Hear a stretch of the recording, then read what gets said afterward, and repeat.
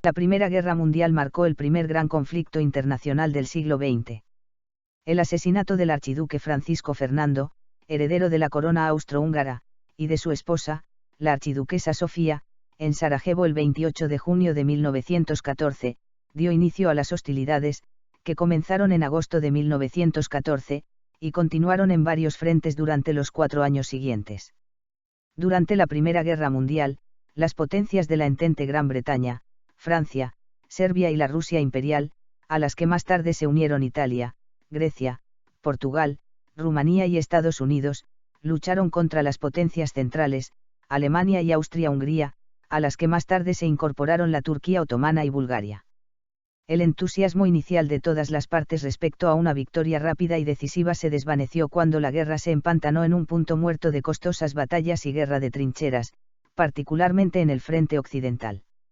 El sistema de trincheras y fortificaciones en el oeste se extendió en su punto máximo a 475 millas, 764 kilómetros, aproximadamente desde el Mar del Norte hasta la frontera suiza, y definieron la guerra para la mayoría de los combatientes norteamericanos y de Europa occidental. La vasta extensión del frente oriental impedía una guerra de trincheras a gran escala, pero la escala del conflicto era equivalente a la del frente occidental. También hubo intensos combates en el norte de Italia, en los Balcanes y en la Turquía otomana. Los combates tuvieron lugar en el mar y, por primera vez, en el aire.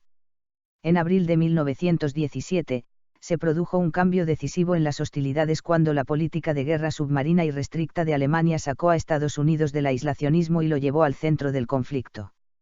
Las nuevas tropas y el nuevo material de la Fuerza Expedicionaria Estadounidense, American Expeditionary Force, AEF, bajo el mando del general John J. Pershing, junto con el bloqueo en constante aumento de los puertos alemanes, a la larga ayudaron a cambiar el equilibrio del esfuerzo bélico a favor de la Entente. Apenas conseguida, esta ventaja para las fuerzas de la Entente fue compensada por los sucesos que tuvieron lugar en el teatro de operaciones oriental de la guerra. Desde comienzos de 1917, Rusia, una de las potencias principales de la Entente, había sufrido una gran agitación. En febrero de ese año, el mal manejo de la guerra por parte del gobierno zarista había contribuido a inspirar un levantamiento popular, la Revolución de Febrero. La revolución forzó la abdicación del zar Nicolás II y puso en el poder un gobierno provisional de facciones liberales y socialistas, que a fin de cuentas estaba bajo el mando del miembro del Partido Socialista Revolucionario, Alexander Kerensky.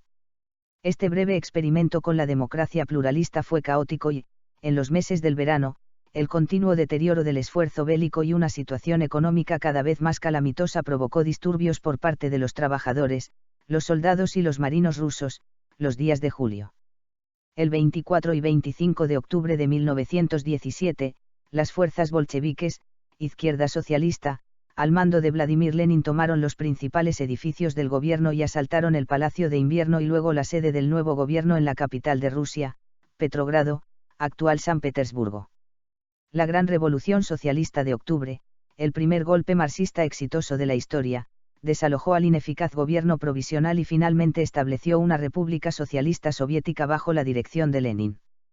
Las radicales reformas sociales, políticas, económicas y agrarias del nuevo Estado soviético en los años de la posguerra inquietarían a los gobiernos democráticos occidentales que, temían tanto la expansión del comunismo por toda Europa, que estuvieron dispuestos a transigir o sosegar a regímenes de derecha, incluyendo a la Alemania nazi de Adolf Hitler, en las décadas de 1920 y 1930. Pero el efecto inmediato de la Revolución rusa en el escenario europeo fue una brutal y prolongada guerra civil en tierras rusas, 1917 a 1922, y la decisión de los líderes bolcheviques de hacer las paces por separado con la Alemania del Kaiser. Cuando las negociaciones fracasaron totalmente debido a las exigencias alemanas, el ejército alemán lanzó una ofensiva general en el frente oriental, que produjo el Tratado de Paz de Brest-Litovsk el 6 de marzo de 1918. Pese a los éxitos alemanes, sacar a la Rusia bolchevique de la guerra a fines del invierno de 1918 y llegar a las puertas de París durante el verano, los ejércitos de la Entente repelieron al ejército alemán en el río Marne. En los meses del verano y el otoño de 1918, avanzaron sostenidamente contra las líneas alemanas en el frente occidental, ofensiva de los 100 días. Las potencias centrales comenzaron a rendirse, comenzando con Bulgaria y el Imperio Otomano, en septiembre y octubre, respectivamente. El 3 de noviembre, las fuerzas austrohúngaras firmaron una tregua cerca de Padua, Italia. En Alemania, el amotinamiento de marinos de la Armada en Kiel desencadenó una amplia revuelta en las ciudades costeras alemanas, y en las principales áreas municipales de Hannover, Frankfurt del Meno y Múnich. Consejos de trabajadores y soldados, basados en el modelo soviético, iniciaron la llamada Revolución Alemana. La primera república de consejos, Räterepublik, fue establecida bajo la dirigencia del demócrata social independiente, USPD, Kurt Eisner en Bavaria. El sólido Partido Socialdemócrata de Alemania, SPD, bajo la dirigencia de Friedrich Ebert, veía a los consejos recientemente establecidos como un elemento desestabilizador, y abogaba, en su lugar, por las demandas de la opinión pública alemana de una reforma parlamentaria y paz. El 9 de noviembre de 1918, en medio del descontento generalizado y tras haber sido abandonado por los comandantes del ejército alemán, el emperador, Kaiser, Guillermo II abdicó el trono alemán.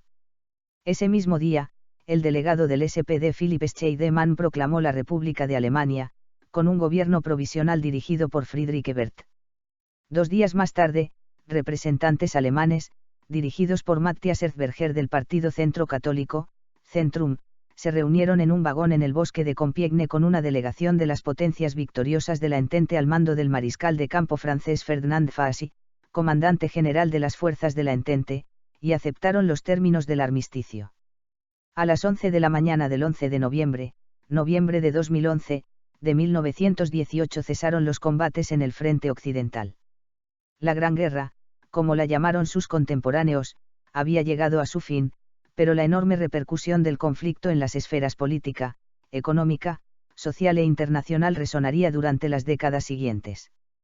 La Primera Guerra Mundial representó una de las guerras más destructivas de la historia moderna. Como consecuencia de las hostilidades murieron casi 10 millones de soldados, cifra que supera ampliamente la suma de las muertes de militares de todas las guerras de los 100 años anteriores. Si bien es difícil determinar con precisión las estadísticas de las bajas, se calcula que 21 millones de hombres fueron heridos en combate. Las enormes pérdidas a ambos lados del conflicto, en parte, fueron el resultado de la introducción de nuevas armas, como la ametralladora y el gas, así como el hecho de que los jefes militares no adaptaron sus tácticas a la naturaleza crecientemente mecanizada de la guerra.